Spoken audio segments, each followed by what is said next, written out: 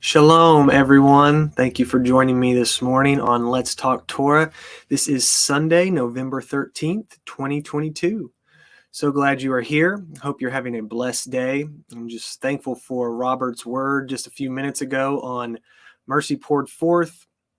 It really is so important, the words that we speak and the lasting impacts that they can have in our lives and others, whether that be positive or negative. You never know what a simple word can do to somebody either direction. So we all need that constant reminder, even if it's just us murmuring something under our breath. Yah hears it, he knows it. We cannot hide anything from him. So such a great reminder to really bring us back and try to work on ourselves. That's the best we can do, is admit that we have faults, that we're not perfect and never will be, but where can we work on things to strive for perfection, to emulate and walk like our Messiah did. So wonderful word this morning.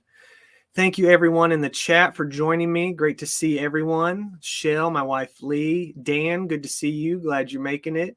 Hope you get that coffee soon. I know I'm already on my second cup. I need a little bit extra each morning I do these shows, just so my attention is sharp. I'm not always used to reading early in the morning, so it helps me stay on track.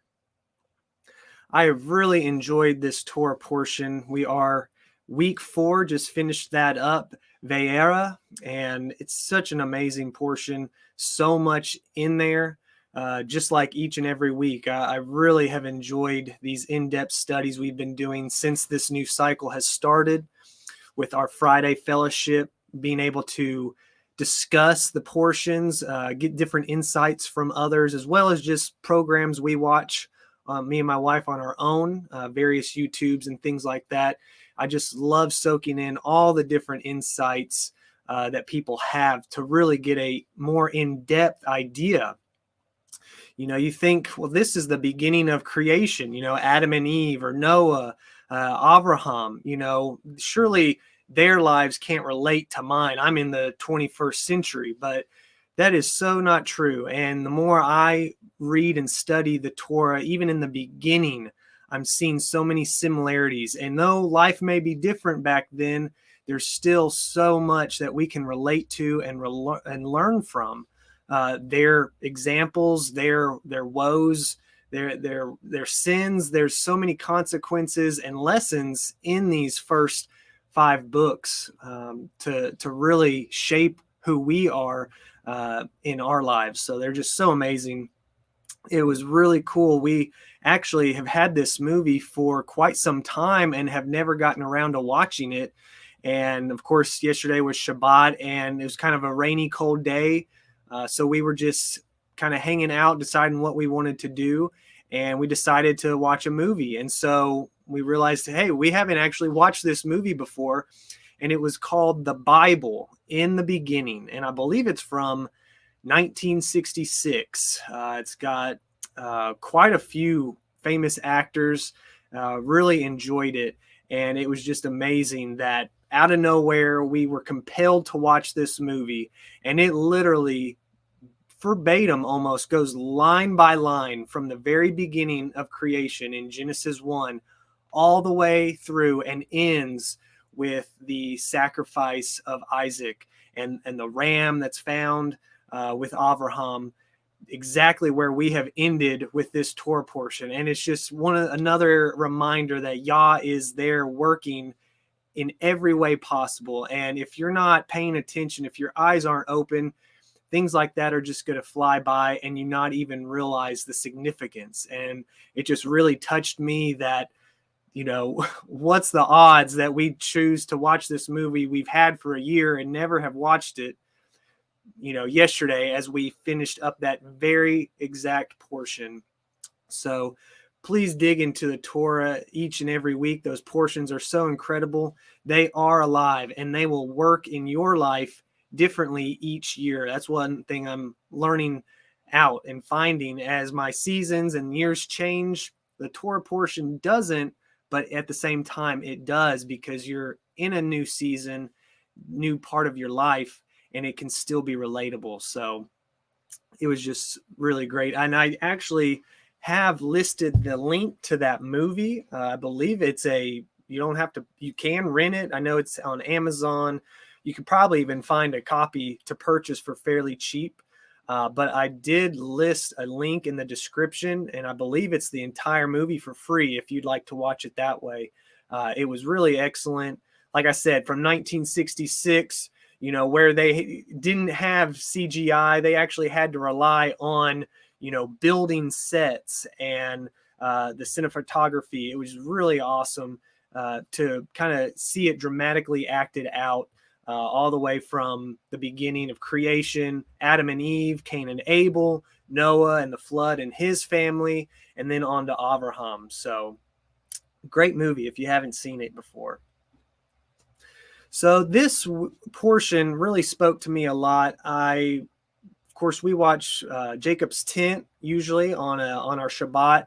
We really enjoy the message that Bill Cloud brings. And one thing he was talking about yesterday was, and we'll see this as well in this Haftarah portion, kind of as a parallel with the parasha in Abraham, when he's visited by yahuah and the two angels, the three messengers.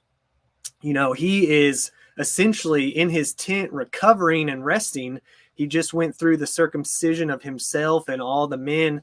And so, he was unprepared for any type of guest. But lo and behold, when he least expected it, the Father shows up and he welcomed them in with hospitality, no questions asked. And what Bill Cloud was essentially relaying was, we need to be ready for that unexpected visit. Is our house clean? Now, physically, maybe our house is tidy and cleaned up, or maybe it's not. But it's more of our house in here, in our heart and our mind, our spiritual home that Yah wants to reign in and stay in. Is that clean? Is that ready to welcome in him? Is he going to want to welcome himself in? And more than likely he will come at a time least expected, just like the second coming says, when people least expect it is when that time will come. And so we'll see some of this mentioned in the Haftarah and as well as the Besorah portion today. I just love how it all interconnects. It's just a really great portion overall, all three sections. So I'm excited to get into it and read these today. Let's see. Let me get it pulled up. And I will have a little commentary for everybody as well in this first portion. Let's see. Like I said, this is week 4, Vayera. The Haftarah is going to come from 2 Kings chapter 4, 1 through 37. And the Besorah portion is out of Luke 17, 28 through 37.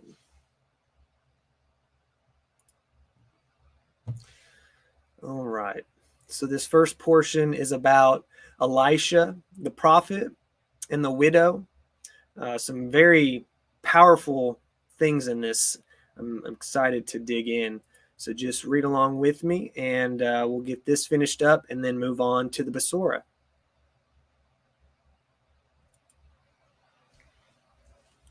Now there cried a certain woman of the wives of the sons of the prophets, the prophet disciples as found in several communities in Canaan, unto Elisha, saying, Thy servant, my husband, is dead, and thou knowest that thy servant did fear yahuah. He had been a God-fearing prophet in truth, and not in name only. And the creditor is come to take unto him my 2 sons to be bondmen. For this is the law permitted to the next year of Jubilee. And in Leviticus 25:39 we see, and if your brother that dwells by you be waxen poor, and be sold unto you, you shall not compel him to serve as a bondservant. And Elisha said unto her, What shall I do for thee? He asked her first to suggest some way of helping her. Tell me, what have you in the house? And she said, Thy handmaid hath not anything in the house, save a pot of oil. literally the anointing oil, such as was used after a bath. Then he said, Go borrow the vessels abroad of all thy neighbors, even empty vessels, borrow not a few. She was not to be bashful about asking her neighbors for help. And when thou art come in, thou shalt shut the door upon thee and upon thy sons, to keep out every interruption, noise, and distraction, and shalt pour out into all those vessels, and thou shalt set aside that which is full. So she went from him, and having borrowed vessels as she had been told, she shut the door upon her and upon her sons, who brought the vessels to her, and she poured out in a steady stream. And it came to pass, when the vessels were full, namely those she had on hand, that she said unto her son, Bring me yet a vessel. And he said unto her, There is not a vessel more. And the oil stayed. It ceased flowing when the available vessels were all filled. Then she came and told the man of Elohim, leaving it to his wisdom to decide how she should dispose of the oil. And he said, Go, sell the oil and pay the debt, satisfy the creditor, and thus get rid of him. And live thou and thy children of the rest, namely of the money which remained after paying her creditor. Elohim is ever the father of the widows and the orphans, and has in many a case provided all that certain ones needed to support their body and life, even in an infinitely miraculous manner.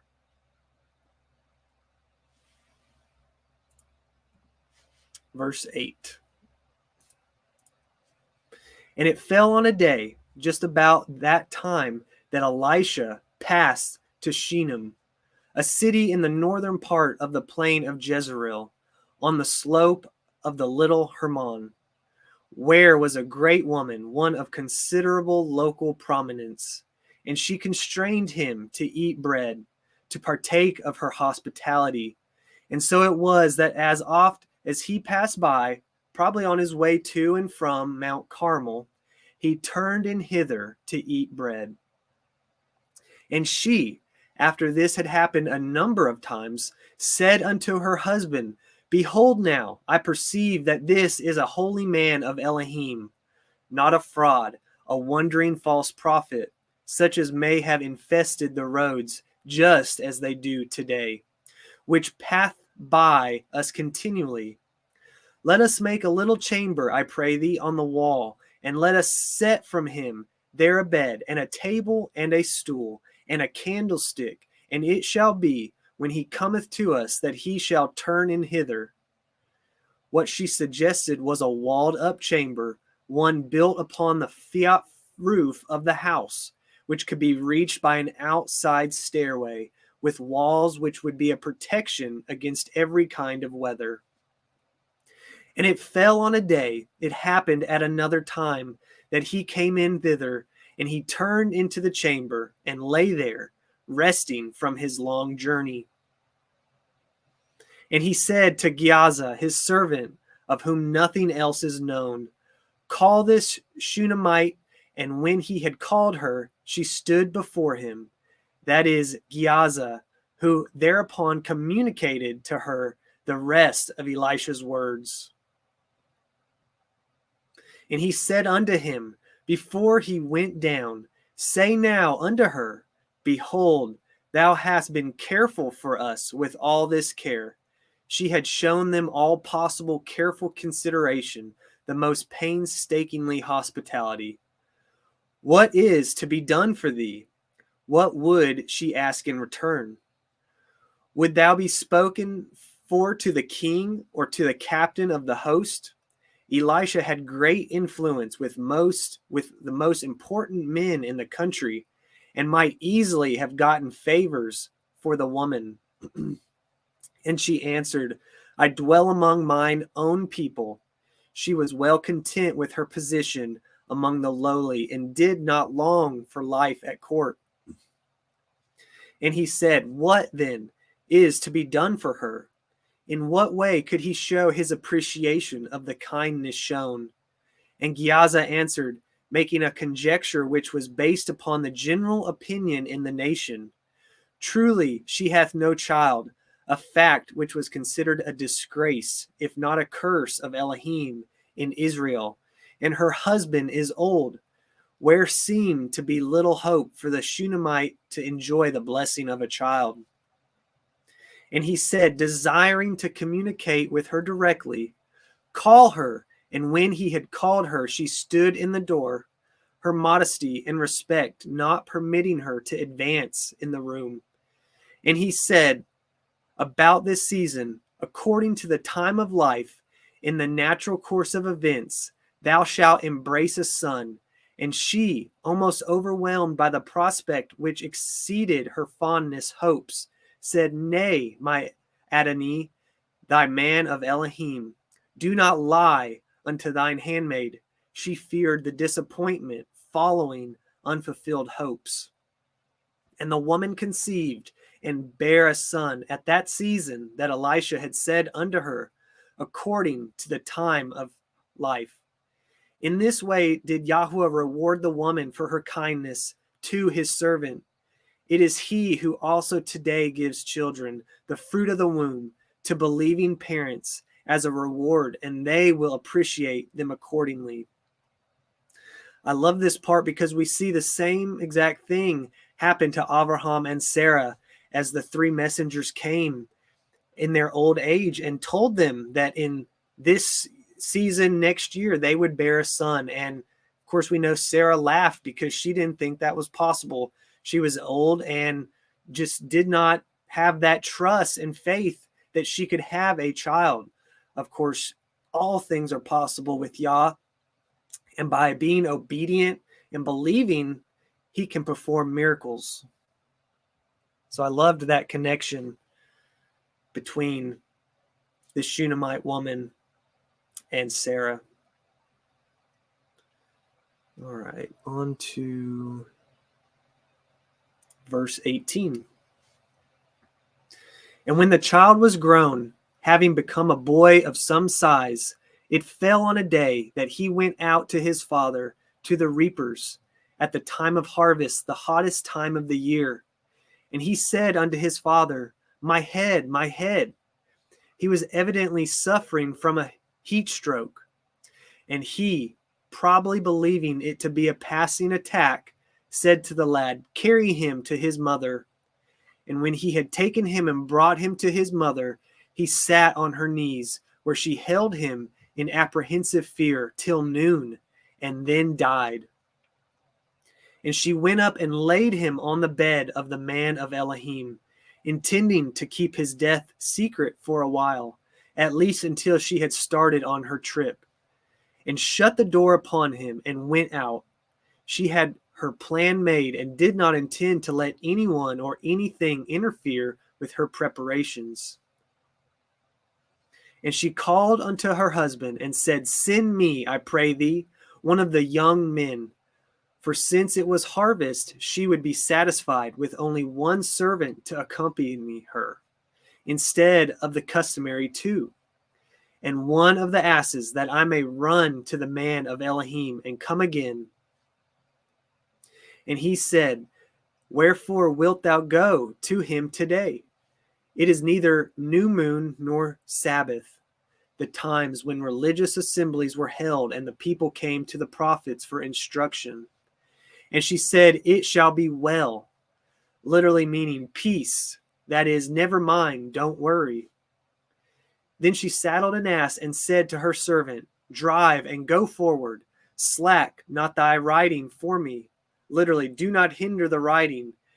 He should have the beast kept up a regular swift pace, except I bid thee. So she went and came unto the man of Elohim to Mount Carmel, some 20 miles to the west. And it came to pass, when the man of Elohim saw her afar off, that he said to Gehazi his servant, behold, yonder is that Shunammite. Run now, I pray thee, to meet her, and say unto her, is it well with thee? Is it well with thy husband? Is it well with the child? These were the usual questions seeking information concerning the welfare of such as one had not seen for a while. And she answered when Gehazi had put these questions to her, "It is well." Again, which is equal to "never mind, don't worry," an expression by which she wanted to pacify the questioner without giving definite information. And when she came to the man of Elohim, to the hill, she caught him by the feet, falling down before him and taking hold of his knees in the overwhelming power of her grief. But Gehazi came near to thrust her away, considering it improper for the prophet to be urged in that manner. And the man of Elohim said, "Let her alone, and her soul is vexed within her, full of bitter questionings. And yahuah hath hid it from me, and hath not told me." Then she said, "Did I desire a son of my Adonai? Did I not say, 'Do not deceive me'?" She did not state the cause of her bitterness outright, but Elisha could easily draw his conclusions. She had not asked for a son, but now that she had lost the child of her old age, she felt more deeply stricken than ever before. Verse 29. Then he said to Gehazi, "Gird up thy loins for a rapid trip, and take my staff in your hand, and go thy way. If thou meet any man, salute him not, and if any salute thee, answer him not again." He was to let no delay interfere with his journey, for he was the representative of the prophet, and his mission required haste and concentration. "And lay my staff upon the face of the child."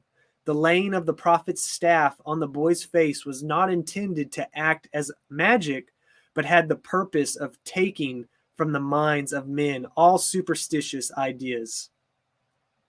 And the mother of the child, fearing that the prophet would not personally go to Shunem, said, "As yahuah live, and as thy soul liveth, I will not leave thee." She insisted that he come in person, and he arose and followed her. And Gehazi passed on before them and laid the staff upon the face of the child, but there was neither voice nor hearing, no reaction, no response. Yahuah did not intend the miracle to be performed in this way. Wherefore he went again to meet him and told him, saying, "The child is not awakened." And when Elisha was come into the house, behold, the child was dead, not merely unconscious, as Elisha may have hoped, and laid upon his bed. He went in, therefore, and shut the door upon them twice, them two, himself and the dead boy, and prayed unto yahuah. And he went up, namely on the bed, and lay upon the child, and put his mouth upon his mouth, and his eyes upon his eyes, and his hands upon his hands, to impart warmth to the corpse. And he stretched himself upon the child, and the flesh of the child waxed warm, recovering from the chill of death. And he returned and walked in the house to and fro, as one under the stress of a great emotion, awaiting the fulfillment of his prayer, and went up and stretched himself upon him. And the child sneezed 7 times, and the child opened his eyes. And he called Gehazi and said, "Call this Shunammite." So he called her. And when she was come in unto him, he said, "Take up thy son." Then she went in and fell at his feet, and bowed himself to the ground, overcome by emotion of wonder and gratitude, and took up her son and went out. Such miracles as that here recorded, but much more those related of Yahusha of Nazareth, are the guarantee of the general resurrection at the end of the days. Such a great passage. I really enjoy all that, connecting it from the portion we read in Genesis with Abraham, Sarah, very, very interesting. And then the raising of the dead has so many, prophetic connotations for Yahusha when he was here. Just so amazing. Sorry, I have not been reading these comments. I've got quite a few. I thank everybody that is participating here, just going through. Good to see you again, T. Glad you are here. And Judy, good morning. Beck, thank you for joining us. And Stephanie, so glad to see you guys. Everybody's got their coffee. That's good. Yeah, I'm going to grab a sip here while I scan through these comments. Yeah, Dan says, I just learned that Eve's name is not Eve. I had heard that the name was changed, but I didn't know to what until recently. Yeah, it's very interesting. And I'm glad you brought that up, because I was thinking this whole time, and it may be somewhere, if I am not correct about this, and if you happen to know, please comment, let me know. But I am not aware that there was ever a name given to Lot's wife. All that I can find is her referred to as Lot's wife. And I don't know if there's a purpose and reason for that. Maybe it was because of her disobedience that she was not, given that honor to even be called by name. I just found that very interesting, that in all the passages that I've read regarding Lot and his family and the destruction and her disobeying and turning around into the pillar of salt that became her demise, you don't ever hear her actually be called by name. So I found that very interesting. Let's see, Judy was saying, my mother took us to see that movie at the theater when it first came out, talking about the Bible at the beginning. It really was a great movie. We enjoyed it. Like I said, they don't make them like that anymore. And there's just something special and unique to that type of video, where everything was literally, the actual Noah's Ark is just incredible to see the structure, and them on the outside building it, and on the inside with all the animals. It was truly amazing. And it just, sometimes getting a visual to when you're reading the scripture, I really enjoy it, being able to, visualize it in your mind, but then visualize it on the screen was really great for that whole movie. Yeah, the name of Eve was changed to yahuah. That's right, Dan. Shalom, Jennifer. Good to see you this morning. Hope all of you are having a blessed Sunday. I know the weather is really dropping here. It's been in the 30s, real gloomy and rainy, maybe even some snow expected. So hope everyone is staying warm and cozy on this first day of the week. All right, we are going to jump into the Besorah. Yeah, I am going to check into some of the hidden books in Jasher and Jubilees. I haven't got to really thoroughly look through that.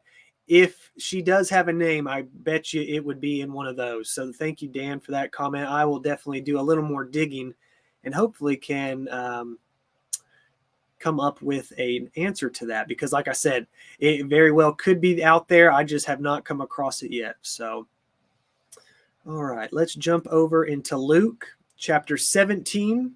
And we are going to start in verse 28. Likewise, also, as it was in the days of Lot, they did eat, they drank, they bought, they sold, they planted, and they built. But the same day that Lot went out of Sodom, yahuah rained fire and brimstone from heaven and destroyed them all. Even thus shall it be in the day when the son of Adam is revealed. In that day, he which shall be upon the housetop, and his stuff in the house, let him not come down to take it away. And he that is in the field, let him likewise not return back. Remember Lot's woman.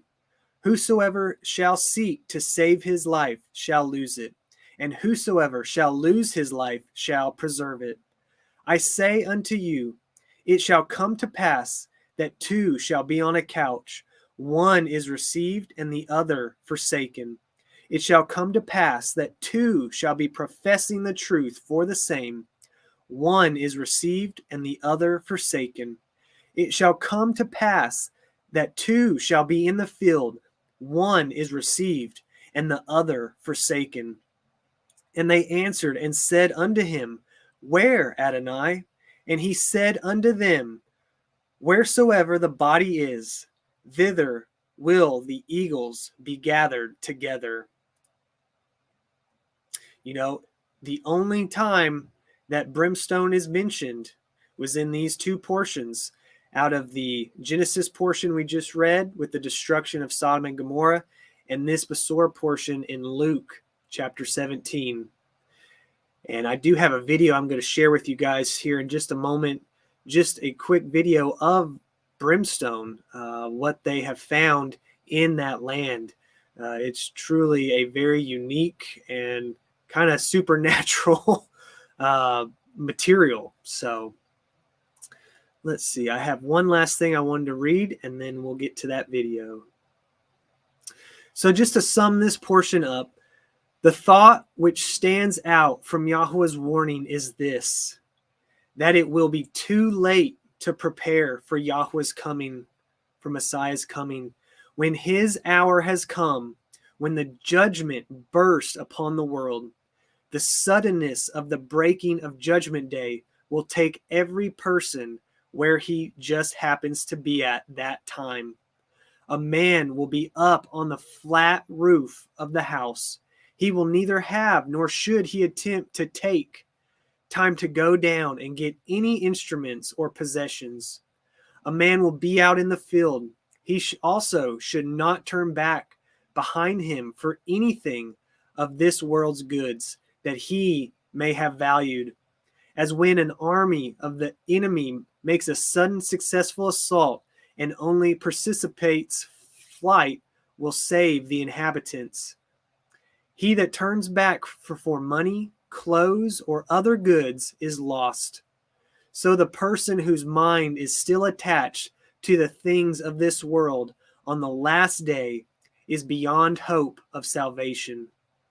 The example of Lot's wife should be before the minds of the believers at all times. Had she not turned behind her to satisfy her curiosity, she might have saved her soul with the rest. Her hesitation proved her destruction. He that in the last emergency will have nothing in mind but the saving of this earthly life and the goods that are necessary for its preservation will lose forever the true life in and with Elohim. But he who desires are free from all love for this world and what it has to offer, that has denied himself and all that this might have given him, he will save his life, the life in Elohim, his soul and its eternal salvation. Mashiach repeats this warning once more with great emphasis. In that same night, two men will be occupying the same bed, of whom one will be accepted and the other rejected. Two women will be grinding flour at the same mill. One will be accepted, the other will be rejected. Two men will be in the field. The one will be accepted, the other will be rejected. And the emphasis on yahuah was not without its effect upon the disciples. In awe and fear, they barely breathed the question, Where, Adonai? Where will all this happen? And he told them, Where the dead body is, there will the eagles gather themselves together. The world, especially in the last days, will be, and today is, like a decaying carcass, whose stench rises up into the heavens, and judgment and destruction will come upon the entire spiritually dead and morally rotten human race. It is a strong but fitting figure, revealing the world as it is in its true condition, without a redeeming feature to recommend it in the sight of Elohim. You know, that day is coming. It is coming when we least expect it. and we must be ready at all times, focused on what lies ahead. Another great example in this Torah portion was just the faith and devotion that Abraham had to the Father. You know, it says that Lot was a righteous man, but how righteous was he? You know, he was living in a city of wickedness. He was allowing himself to still partake in the world. He may not be committing these abominations that the rest were, but he was still allowing him and his family to live there. And you can tell by him not wanting to flee to the mountains. You know, he begged, can I go to this smaller city? He was hesitant and really not wanting to leave the world. You know, he still had that foot in the world. And that applies to us today. You know, what are we still keeping in the world that we are holding on to? Possessions, you know, hobbies, music or movies. There's so many things that still hold us down, keeping one foot in the world. And we must separate from that. We must be set apart from the world.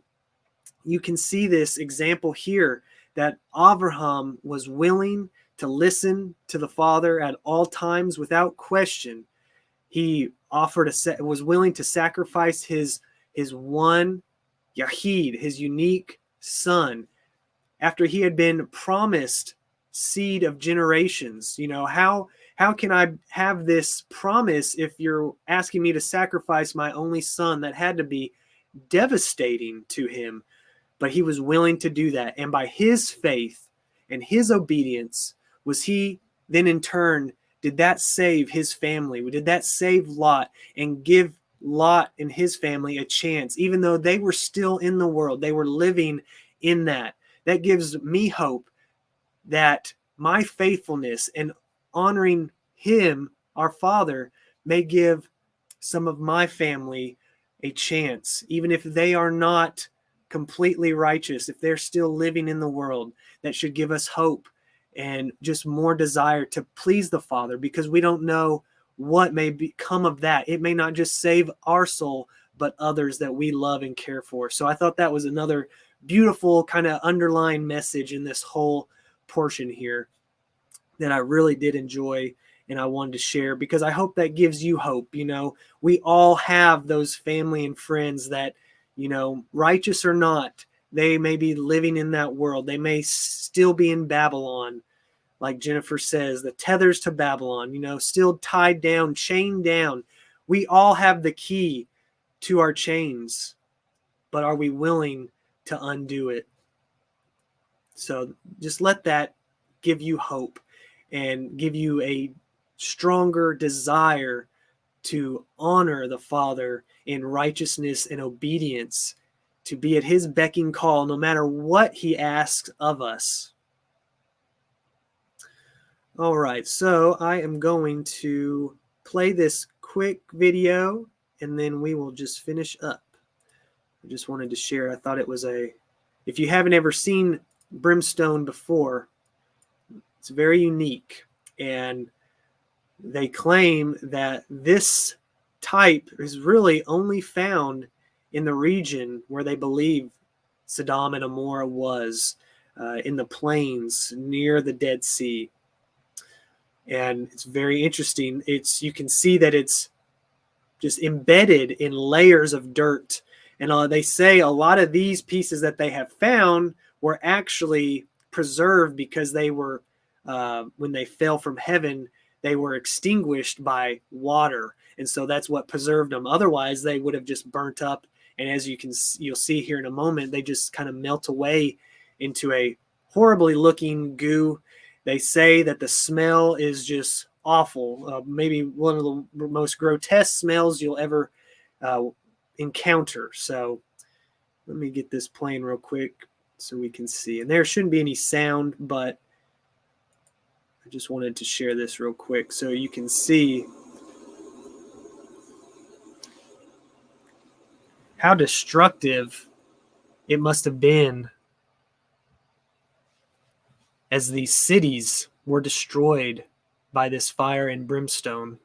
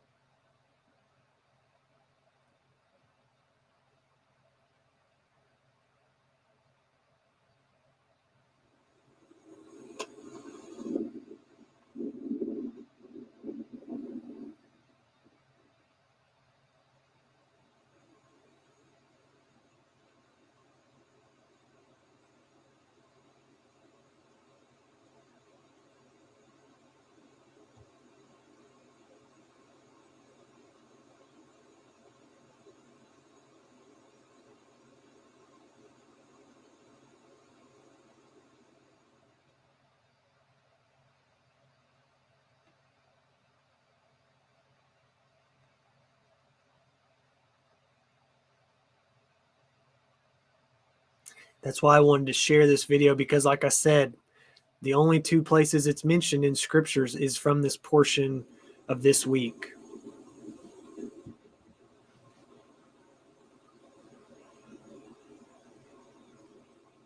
And if anyone has ever smelt sulfur in the water, any other way, you know how putrid and almost burns your nostrils.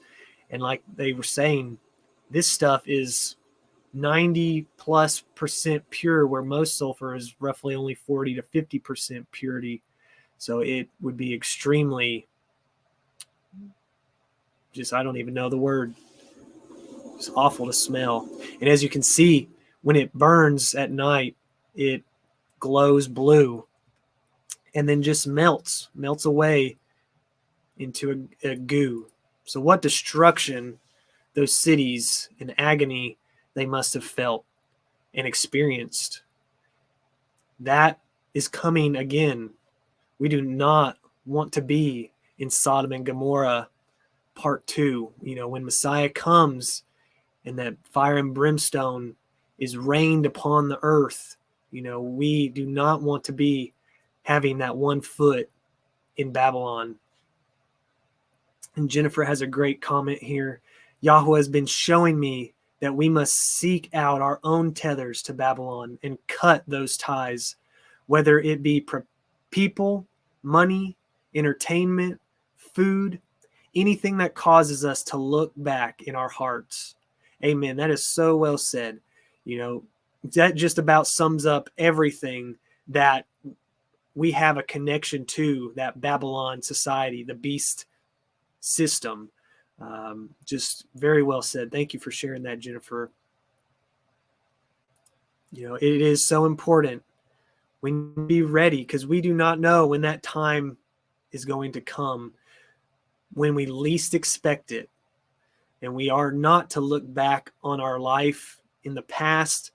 We're to press forward, focusing on Him, because looking back will do nothing but hold us back.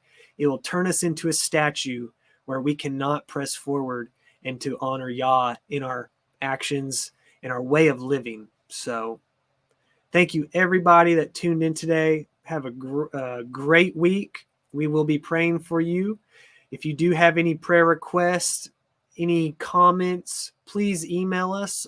Check out our website at www.heartofthetribes.org. You can find all of our emails there. You can find links to join our Telegram groups.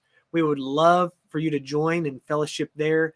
Such a great place to offer up praise reports, worship songs, just encouragement, so we can help build each other up in these times, because they are tough and they're not getting easier. It's how it's going to be, and we have to accept that. And the only way to stay strong is by staying focused on our Father and the Son, Yahusha. So blessings all to you. Thank you for joining me. And we hope that you come back later this week for some more Heart of the Tribe content. Shalom, everyone.